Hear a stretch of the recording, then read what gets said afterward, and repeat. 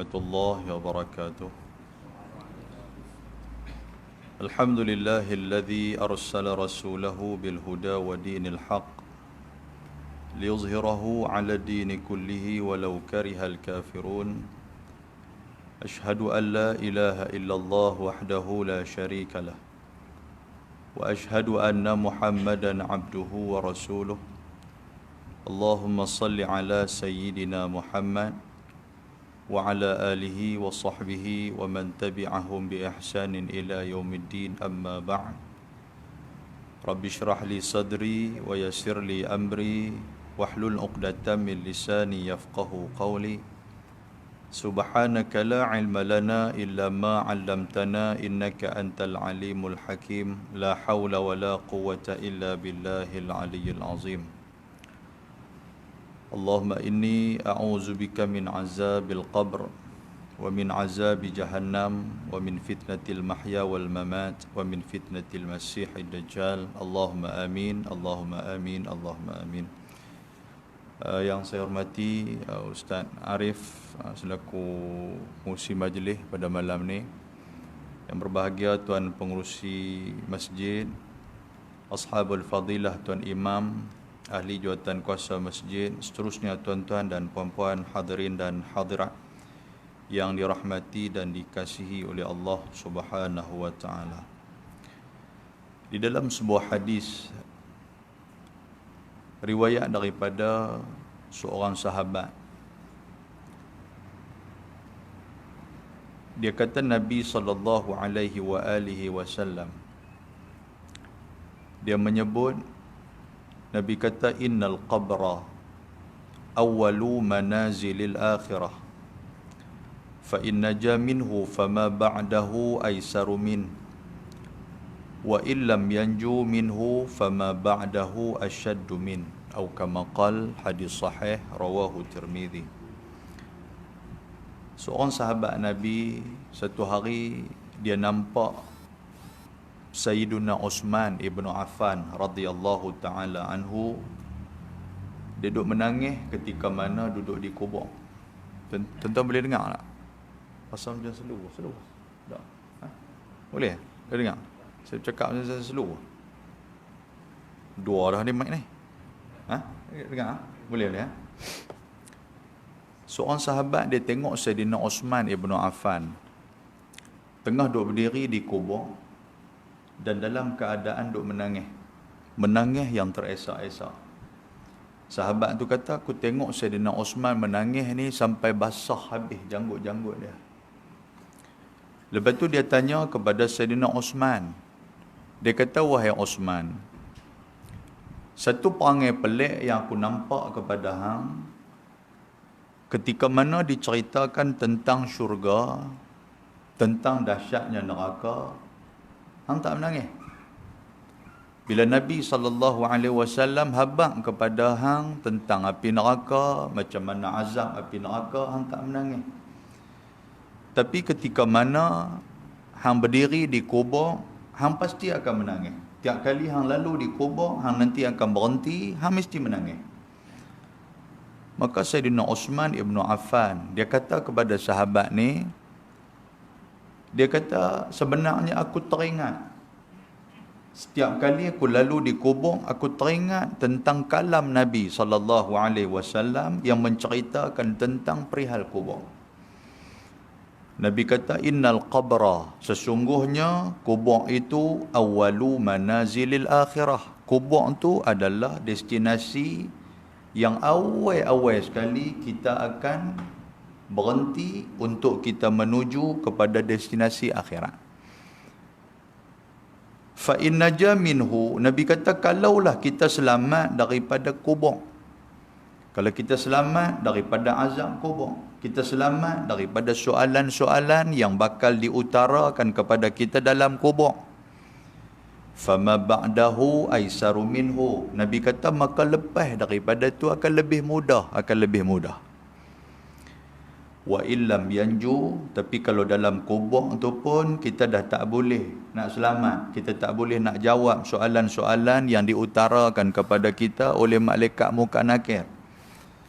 Fama ba'dahu asyaddu minhu, maka lepas daripada tu akan lebih susah perjalanan akhirat kita. Tuan-tuan yang saya hormati, alam ni yang Allah Ta'ala bagi kita lalui sepanjang kehidupan kita dan sampailah kepada akhirat. Yang pertama, kita akan menempuh alam arwah. Alam arwah ni makna dia alam roh.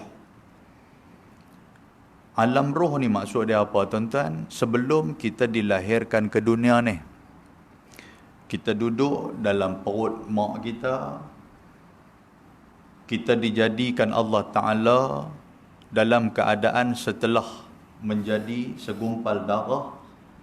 Lepas tu daripada segumpal darah itu dijadikan bentuk tubuh, dan daripada bentuk tubuh itulah ditiupkan roh ke dalamnya. Yang pertama, alam mula-mula sekali disebut sebagai alam arwah. Arwah ni makna dia alam yang banyak roh. Tapi kalau satu disebut sebagai roh. Kita duk panggil ke orang, kita kata kawan kita, oh dia arwah dah. Salah tu. Sebab tu dia apa? Dia roh dah. Oh betul. Tapi kita jarang guna perkataan roh ni pasal apa? Pasal guna orang Melayu ni, bila dengar kata roh ni, dia nampak hantu kan. Kata, kawan kita lama tak nampak. Dia roh dah. Kita sebut aku tu. Roh, hantu ke? Nampak? Kita rajin duk sebut arwah. Dia arwah dah. Kalau dia arwah, makna dia roh kat dia banyak. Roh tu, arwah tu, kalau ikut dalam bahasa orang Matampau, dia kata yang tu adalah kalimah plural, dia kata.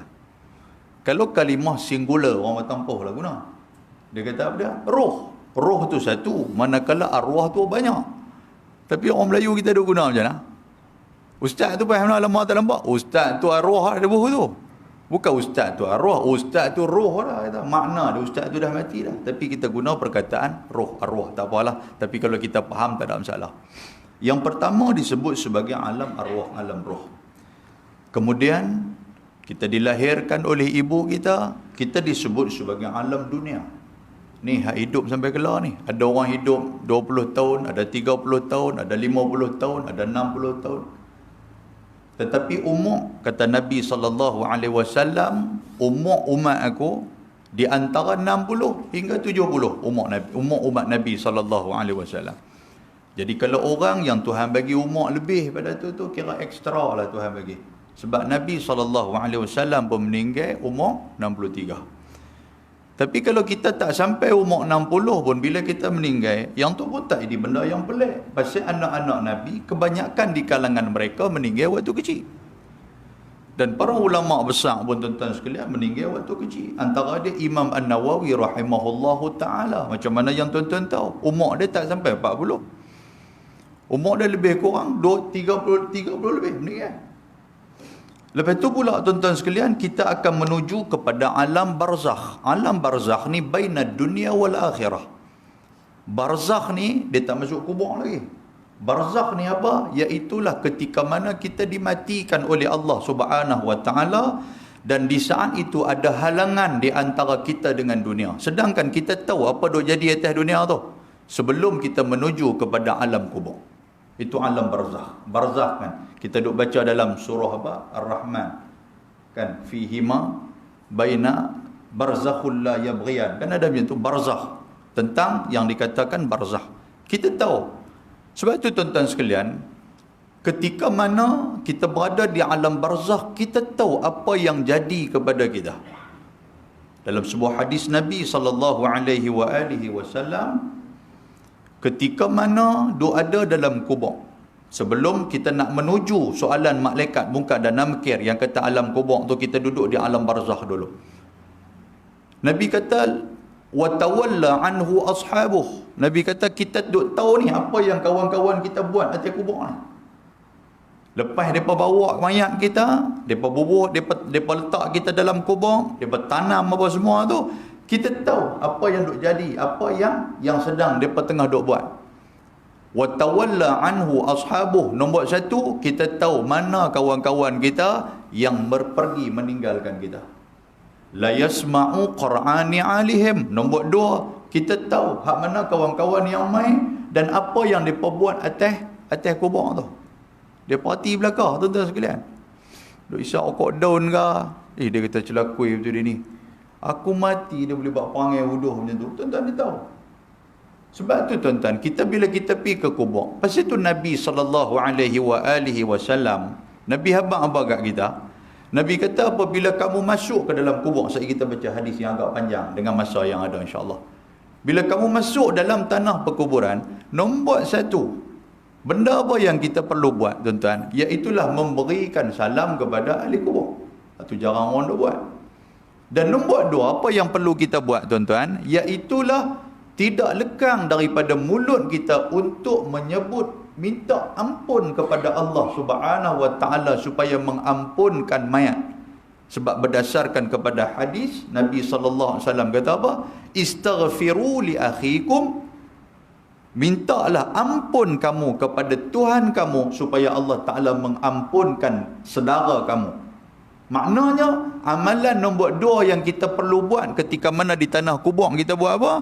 Iaitulah kita duk minta ampun. Allahumma ighfir lahu, Allahumma ighfir lahu. Doa tu semua orang hafal.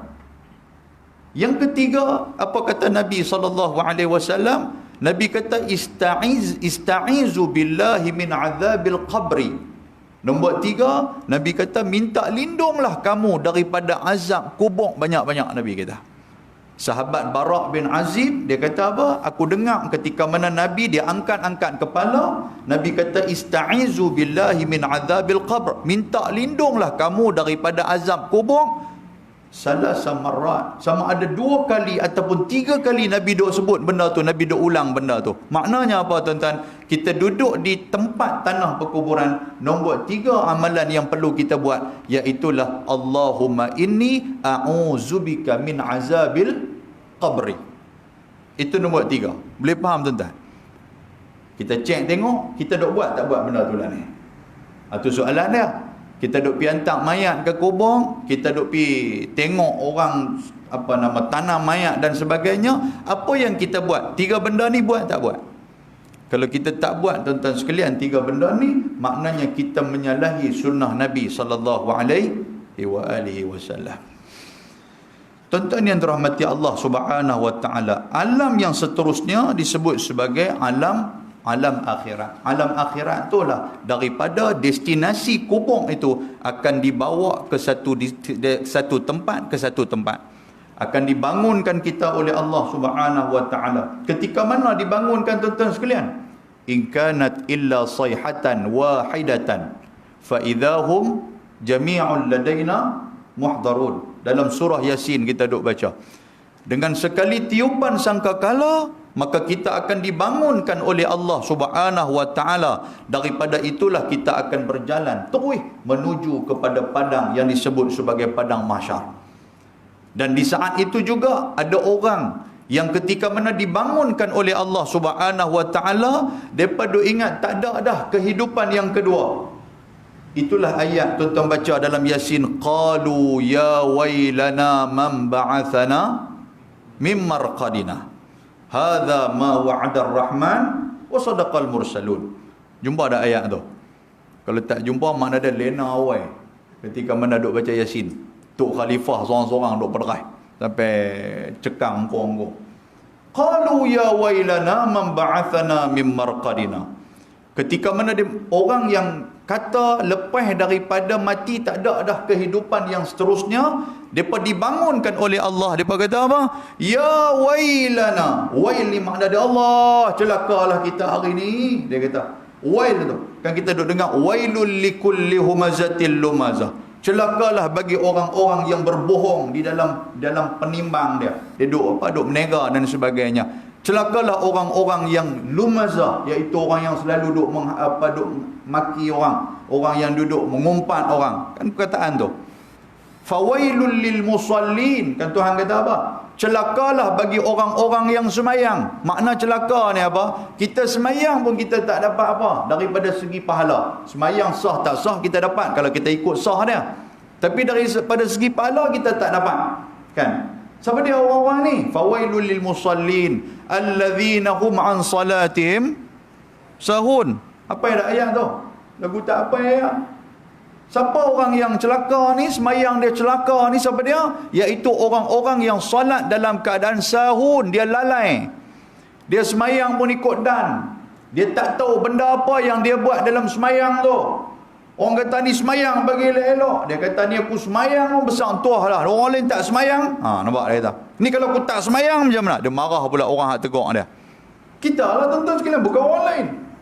Daripada segi semayang dia, daripada segi tata cara rokok dia, daripada segi sujud dia, daripada segi penetapan waktu semayang dia, tepat tak tepat kita semayang. Berapa banyak orang yang ketika mana buka-buka pintu, kelang kabut, lari nak ligan rakaat punya pasal. Ada tak ada tuan? Tengah duk semayang, duk dengar Tok Imam dah habis dah Fatihah, tiba-tiba Tok Imam baca surah yang pendek, lepas tu hujung surah tu dah. Dia baru duk parking motor belakang tu. Tok Imam qul huwallahu ahad Allahu samad lam yalid. Tang lam yalid dia baru buka kasut. Wih, dia kata kelang kabut ni. Lari-lari mai, berlagak pintu belakang tu, dia ingat kata buka dah. Kedegung kata. Tengok-tengok Tok Imam tak rokok, buka pintu, lari mai dengan bunyi kunci dalam paket. Benar tak betul? Perang. Tok Imam kata bapak randuk mana main? Masuk terus. Allahu Akbar. Boleh rokok sekali dengan Tok Imam. Dia kata lega dan dia lah.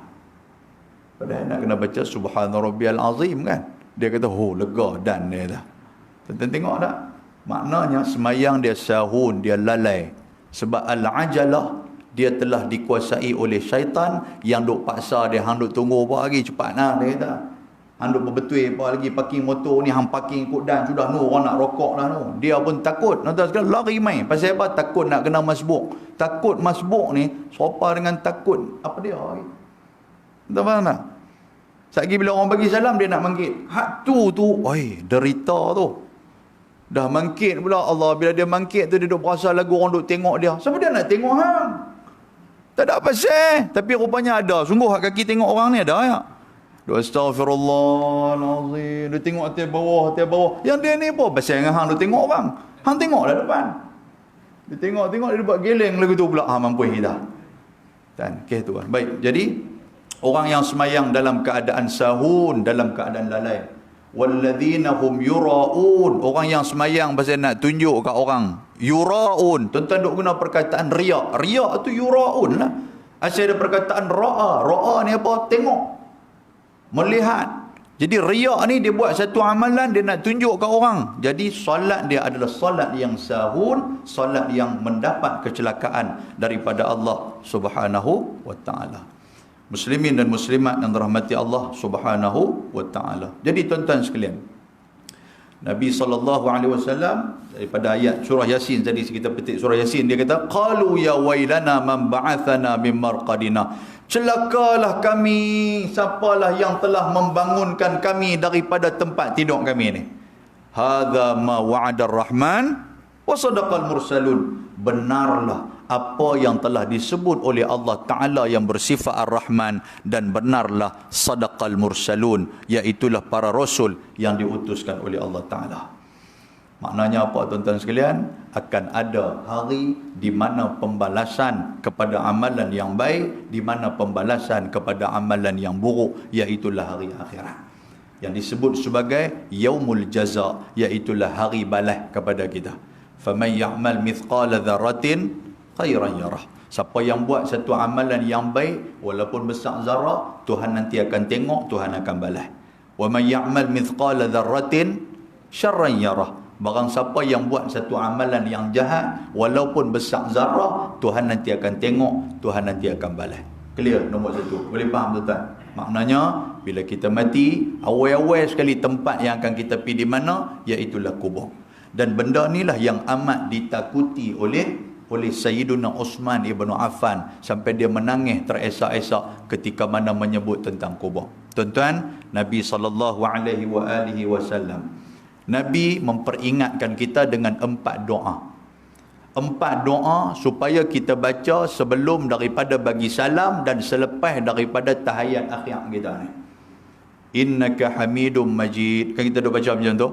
Lepas tu Nabi ajak kita bacalah 4 doa ni di waktu tu. Pasal apa tuan-tuan? Dalam semayang dia ada 2 tempat yang doa dimustajabkan oleh Allah Ta'ala. Nombor satu, ketika mana sujud. Ketika mana sujud, mana-mana sujud tuan-tuan sekalian, tak ada masalah. Kalau tuan-tuan nak sujud hak mula-mula sekali pun boleh, tak ada masalah. Cuma sujud hak mula, kalau duk baca panjang, takut dia panggung kepala, dia tak tahu sujud yang keberapa. Dia jadi jahanam sembahyang kita. Tambah tu imam pula, dia pergi sujud awal mula-mula tu. Rakaat pertama dia sujud dah. Sujud, Allahu Akbar, dia panggung-panggung. Dia kata ni rakaat berapa tu. Mampu. Hak belakang dia tunggu nak subhanallah ya. Kan? Pasal duk mengaji lama tapi tak pernah sebut subhanallah. Tu imam ni kelang kabut. Pasal apa ni? Pasal apa? Pasal pada kali belakang. Habanglah pasal apa? Tak jahanam kita. Baik.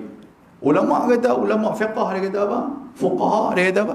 Dia kata sujud, dalam mana-mana sujud kita boleh berdoa kepada Allah. Dan dalam mazhab Syafi'i dia meletakkan sujud yang terakhir yang dipilih untuk kita berdoa.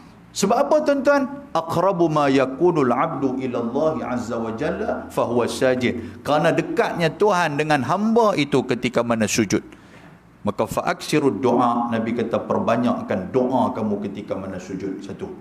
Yang kedua, dalam semayang ni tuan-tuan sekalian, iaitulah ketika mana selepas daripada tahiyat akhir, sebelum nak bagi salam, di situlah di antara tempat mustajabnya doa. Bacalah doa apapun tuan-tuan sekalian yang maksur, doa yang diajak oleh Nabi SAW. Antara dia 4 benda.